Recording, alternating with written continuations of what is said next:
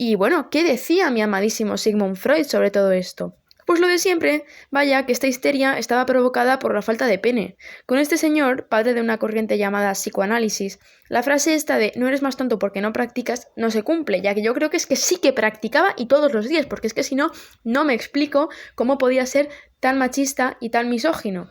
Es autor de teorías muy turbias sobre los traumas y sus consecuencias psicológicas posteriores y defensor de la existencia de complejos como el de Edipo, según el cual ciertos hombres quieren casarse con su madre y matar a su padre, basado en una historia de la mitología griega.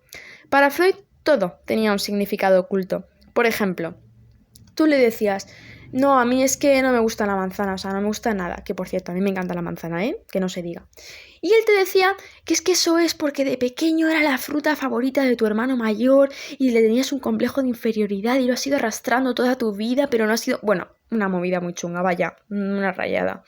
Es decir, es que a mí Freud decía cosas tan turbias que es como, sí, vale, supongo.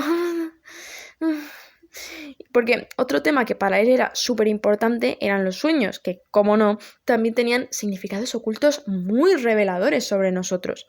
Y formuló otra teoría que me resulta de lo más curiosa, el lapsus linguae, ya que él defendía que cuando estamos hablando y nos equivocamos diciendo la palabra que no es para acabar autocorrigiéndonos, en realidad esa palabra que hemos dicho inicialmente es una expresión de nuestro subconsciente. A ver, voy a poner un ejemplo porque yo sé que si no cuesta un poco entender, aunque lo voy a llevar un poco al extremo. Si yo estoy manteniendo una conversación contigo y de repente digo, me caes ay no, perdón, me caes genial. Según Freud, en realidad no ha sido un error al azar, sino que mi subconsciente sí quería decir que me caes fatal, porque en realidad sí que me caes fatal. O sea, una movida, vaya, a romper amistades. Por eso yo me pregunto, cuando Rajoy decía aquello de cuanto peor, mejor para todos y cuanto mejor, peor para mí, en realidad, ¿qué narices estaba pensando en ese momento? No respondáis, no hace falta. Volvamos ahora a la histeria. Según Freud, todos nuestros males estaban causados por la ausencia de pene, ya que él decía que, y cito, las niñas sufren toda la vida el trauma de la envidia del pene tras descubrir que están anatómicamente incompletas. ¿Anatómicamente incompletas? ¿En serio? Y os digo una cosa, si Freud llega a saber que existen las mujeres trans, es que le explota la cabeza directamente, o sea, su mente no sería capaz nunca de asimilar semejante shock.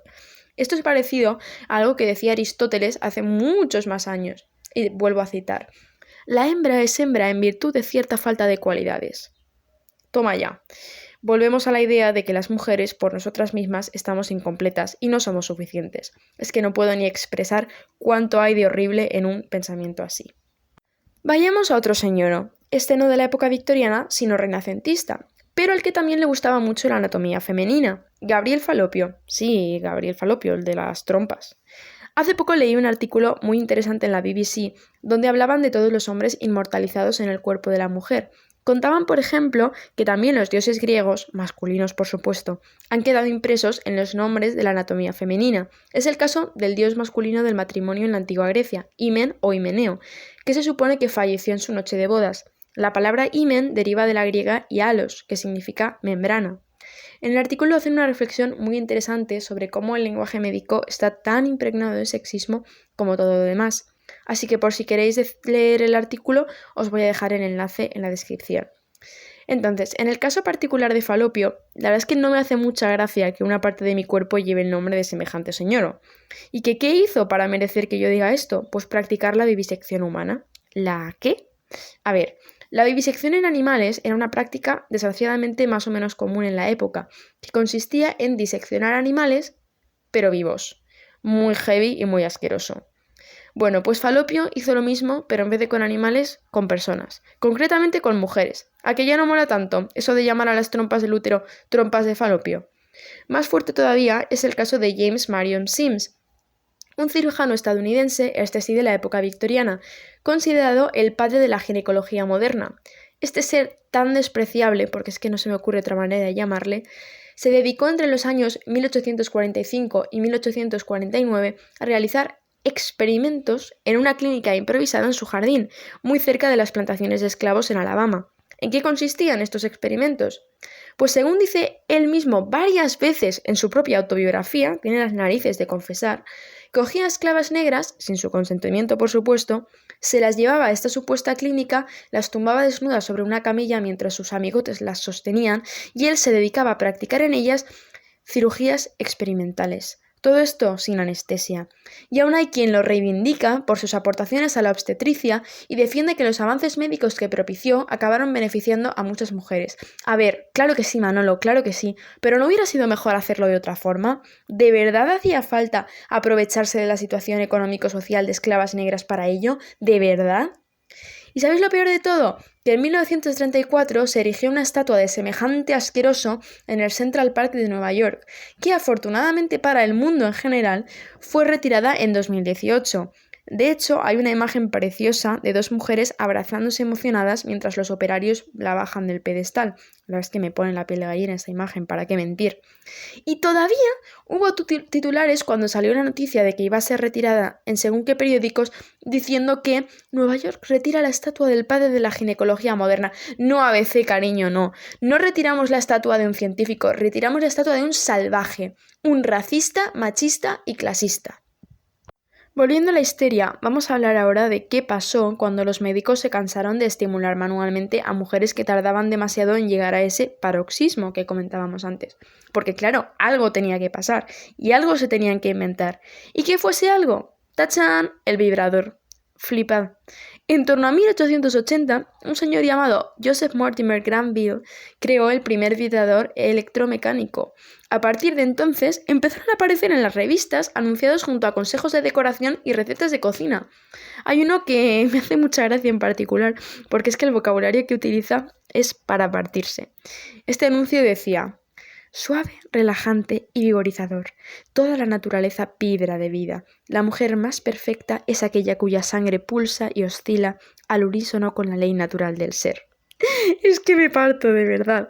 Claro, el verlos anunciados como remedio para la jaqueca y hasta para las arrugas influyó notablemente en la popularidad de estos aparatejos, que aunque los médicos recomendaban solo para uso terapéutico, pronto acabaron extendiéndose como la pólvora. Por eso me resulta gracioso hasta qué punto es influyente la publicidad, y si ya lo es muchísimo en la actualidad, imaginaos a finales del siglo XIX. Así que los deberes de hoy, lo que hoy os pedimos que nos contéis es ¿cuál es el anuncio más machista que habéis visto? Y como siempre hacemos, lo comentaremos la semana que viene. Voy a poner ya un ejemplo, ¿vale? Hay un anuncio de una marca de una pasta de dientes donde una chica perfectamente blanca, europea y normativa suelta: hay un hombre que me hace sonreír más que mi marido, mi dentista. ¿A que parece un anuncio de la época de la que hablábamos, del siglo XIX? Es que es increíble. En fin, contadme ahora vosotras y vosotros cuál es el anuncio más machista que habéis visto. Antes de pasar a la recomendación del libro, vamos a reírnos un rato. ¿Qué falta nos hace después de haber explicado semejantes barbaridades? Gracias a un artículo tan interesante como divertido en eldiario.es, que también os voy a dejar en la descripción, descubrí que hay un post en una revista digital sobre moda que me dejó loquísima. Se llama 10 características de una mujer histérica y se supone que es una guía para ayudarte a saber cuánto tienes de histérica. Así que veamos, vamos a ver cuánto tenemos de histéricas. 1. Temerosas e inseguras. Vamos bien. 2. Se encienden tan rápido como una cerilla. Es un poco contradictorio. 3. Seductoras. 4. Meticulosas y cuadriculadas. No se enteran de nada estas personas. 5. Fantasiosas. 6. Sufridas y contradictorias. No, ya nos ha quedado claro que contradictorias un rato. 7. Vulnerables. 8. Dominantes. 9. Les atraen las personalidades dominantes y difíciles. Pero si ellas son dominantes, también quieren otra persona dominante. ¿Esto qué rayada es? Y 10. Poco sexuales. A ver, yo me pregunto, ¿de verdad hay una mujer en este mundo que no se identifique con alguna de estas características? ¿Qué pasa? ¿Que somos todas unas histéricas? ¿Vamos en serio? Que este artículo tan lamentable se publicó en 2018. Y lo peor es que termina diciendo: la histeria ha de tratarse con un profesional adecuadamente formado y con experiencia en estos temas. Se trata de un trastorno de la personalidad que no ha de tomarse a la ligera ni en broma, pese a que la mayoría de las mujeres nos tachen de histéricas en cuanto tenemos algún arranque de enfado. No hemos de trivializar este tema jamás, pues su origen es profundo y requiere de paciencia y de tratamiento. Toma ya, ¿cómo te quedas? En fin, vamos a poner ahora un poco de musiquita, que es que si no me va a dar algo.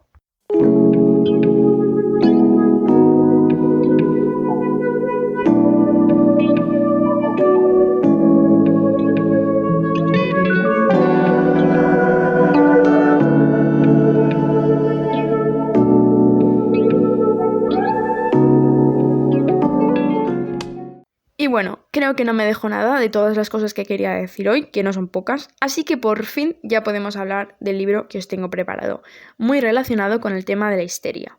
De momento solo voy a decir que es un poemario y que su autora es anónima. Antes de desvelar más, dejadme contaros que esta misma mujer está editando libros muy guays, como por ejemplo Princesas y Lobas de Mississippi, libro que tengo la suerte de tener firmado. Y también Vindicación de los Derechos de la Mujer de nuestra amiga Mary Wollstonecraft. Es una edición preciosa que además contiene anotaciones de esta misma autora anónima que os decía, que hacen que la obra mole todavía más si cabe. Yo os recomiendo muchísimo que le echéis un vistazo y ya sin más dilación, redoble de tambores, me callo y os digo de quién estamos hablando. Se trata de Amor y Asco, el poemario de la gran Bebi Fernández, o Señorita Bebi en redes. Esta increíble y fantasiosa mujer, nacida en 92,